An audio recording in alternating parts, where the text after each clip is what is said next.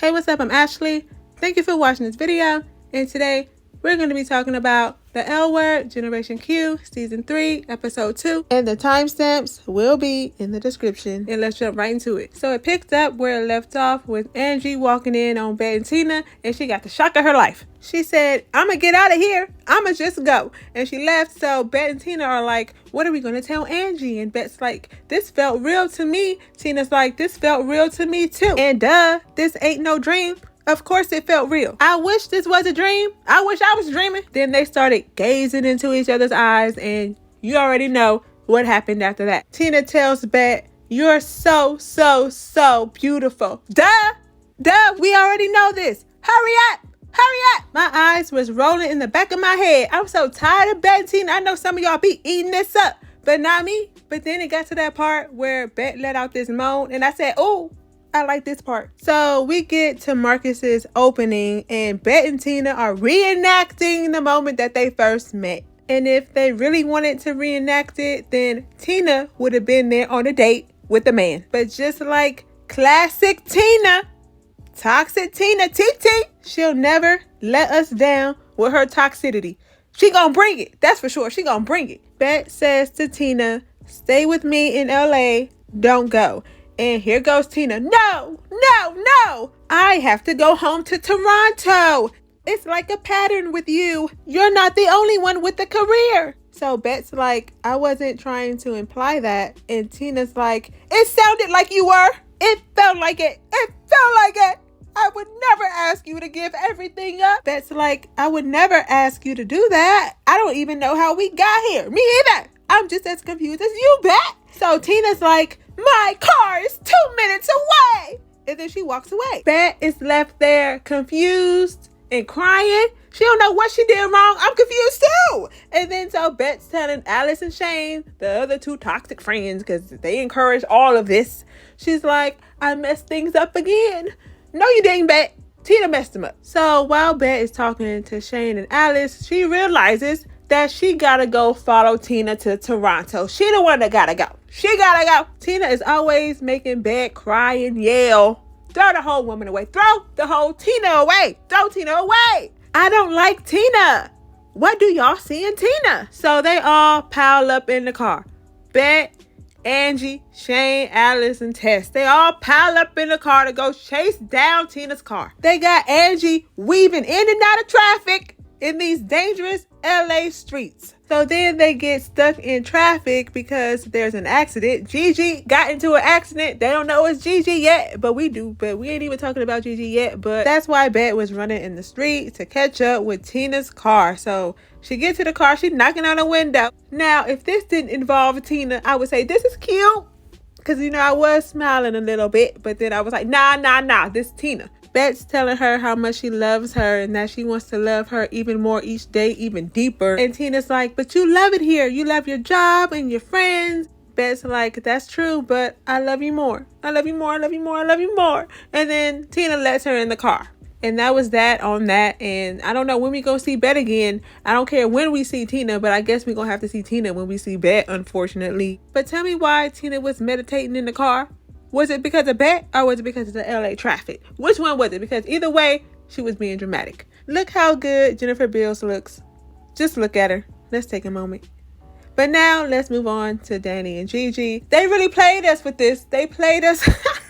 Count on the L word to play you, because that's just what they gonna do. Dani and Gigi get into this argument still over the fact that Gigi has to ask Nat first before she moves in with Dani. And Dani don't understand why she gotta have dinner with Nat when all Nat want to do is get to know Dani better. But Dani's not understanding that. Dani kept going on and on about it to the point where Gigi had to say, Daniela! And it's funny because Dani just got done telling her, don't talk to me like I'm a kid. And then here goes Gigi saying, Daniela! Because, you know, when you get in trouble with your parents, they say your whole name, your first, middle, and last. Later on that night at Marcus's show, Dani asked Bette for her advice on Gigi. And Bette lets her know that Gigi isn't prioritizing Nat, she's prioritizing her family. And that's something that you should want in a partner. You should want your partner to be a good parent. So now the question is, are you ready to be a parent? I'm glad Bette told her that because Dani was tripping, and that's just what she needed to hear, because later on that night she started texting Gigi talking about, are you coming? I hope so. She even left her a voicemail message talking about, please come, I really want you here. And like a good girlfriend, Gigi dropped everything she was doing to go support Dani, but on her way there is when she got into that accident. Now she was texting and driving, but when that car hit her, she put the phone down. So I'm wondering who at fault really. Did she run a light or a stop sign, or did the other car do it? Either way, she better be okay. Stop playing with us. Now, they had Gigi go through this whole accident thing, while at the same time, we're seeing Bette running through traffic, trying to win back Tina's heart because Tina overreacted yet again. So then we see Nat calling Dani to let her know what happened to Gigi. She said, come now. So is this how they're going to get Gigi off the show? Is this how? Then we're going to be left with Dani feeling guilty because she asked Gigi to come on down to the event. And then look what happened to her. Oh my God. What y'all think gonna happen to Gigi? Do y'all think Dani gonna come on down to the hospital, or is she gonna freak out and not go? And then that'll be what drives Nat and Gigi to get back together. Let me know what y'all think. And now we're moving on to Finley and Sophie. So Finley had this bright idea to play Pictionary, and she also had this bright idea to invite Maribel and Micah, the two most boringest people in the world.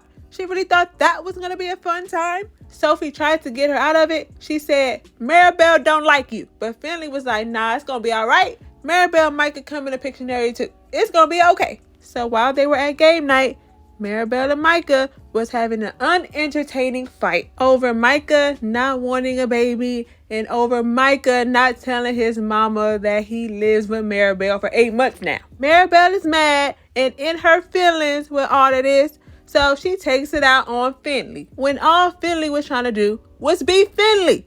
She was trying to get Maribel to see Micah's side of the whole thing, but nah, I don't need help from it. That's when Micah and Sophie comes back into the room and they're like, what's going on? And Finley is trying to de-escalate the whole thing. She's like, nothing, everything's fine. We like each other. And Maribel's like, no, we don't.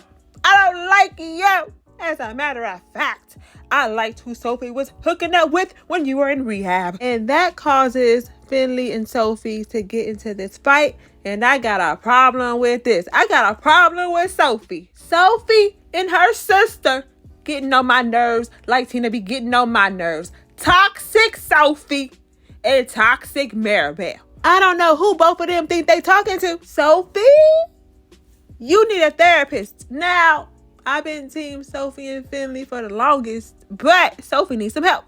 She needs some help too. Just like Tina needs some help putting all the blame on Bette, Sophie needs some help putting all the blame on Finley. I don't know why she holding on to her head for. I need to be holding on to my head. Finley needs to be holding on to her head. Now hold on. I need to process this. Did y'all hear what Sophie said to Finley? It started off with Sophie telling Finley something like, you said we were on a break and that you said that you didn't want me to wait for you while you were in rehab. And that you said that you didn't want to know anything about it if it happened. So Finley's like, yeah, that's still true. And then Sophie's like, they didn't mean anything. And I said they? Finley said they? And Sophie's like, no, they as in singular. Okay, girl, get your words together then. Finley tells Sophie that she didn't do anything wrong, but it still hurts that she hooked up with someone else. And Dami says, that's not fair. Sophie said, that's not fair. Why it's not? So you saying Finley can't have feelings? She can't feel now? She can't have emotions now? She can't feel sad or be hurt over the fact that you hooked up with somebody, even though she said you can do whatever you want to do? That's normal. So, Sophie, you telling me that you wouldn't be hurt if it was the other way around? You liar, cheater, deceiver, heartbreaker. And this topped it off for me when Finley asked Sophie if she was going to apologize to her for hurting her. Sophie said, you just said I didn't do anything wrong. I was over here speechless. And Finley was over there trying to get her words together. She was like, I know this is a me problem and I brought this on myself, but I'm going to need a minute because I'm feeling like this is a you problem. And I'm proud of Finley for standing up for herself like that. Because somebody needs to put Sophie in her place, because if she don't, I'm going to have to find a way to get through that TV. And toxic Sophie, TS, I'm going to have to start calling her TS, TT number 2. Just walks away. She just leaves the conversation. Even if you don't like Finley, you gotta agree. That was some BS. But then we get Finley, yet again, taking all the blame for something that she shouldn't be taking. Just to smooth over the whole situation, and she leaves Sophie a note talking about, thanks for trying to see what I see. What? No! Stop apologizing. Sophie needs to apologize to you right now. She been needed to apologize to you. And then TT number 2 over here, still not apologizing, but trying to kiss all over her. Cuddled all up with that smile on her face. I'll snatch it right off. Let me know how y'all feel about this whole Sophie and Finley situation, because I can go on and on and on about it. I won't stop. Y'all know I've always been rooting for them. I'm still not giving up on them. But Sophie, I'm waiting for you at the door. Maribel done started this whole thing. Got Sophie and Finley over there in chaos. But her and Micah over there done made up.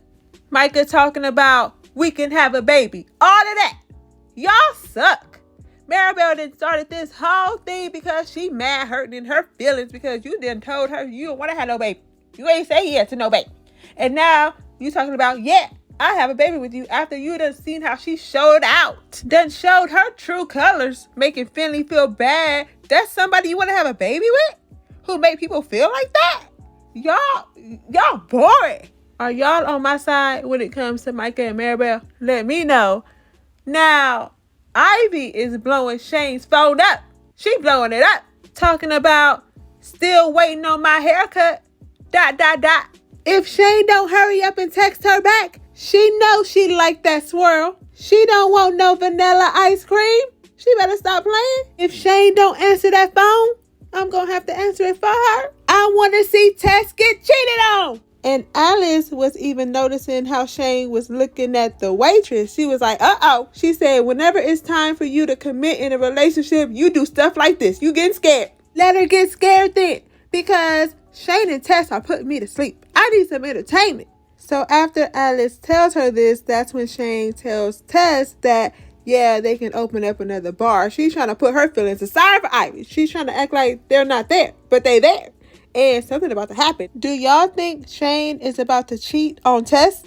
I hope so. When Finley called Tess after Sophie was acting a fool, Tess should have just went to go see what Finley needed, because her and Shane don't look too good. And nothing's really happening with Alice yet. Her date that she brought to this event invited her to be a part of this sex cult, and Alice was not about that. So that's the end of that. Angie met this boy at her donor's event. And when they first met, it didn't look like they hit it off. But out of nowhere, they was outside kissing. I guess that's how the Gen Zs do it. And that's pretty much it. Let me know your thoughts on this episode so we can talk about it. And if you haven't already and want to see more videos like this, don't forget to like, comment, and subscribe. Thank you for watching this video, and I'll see you in my next one.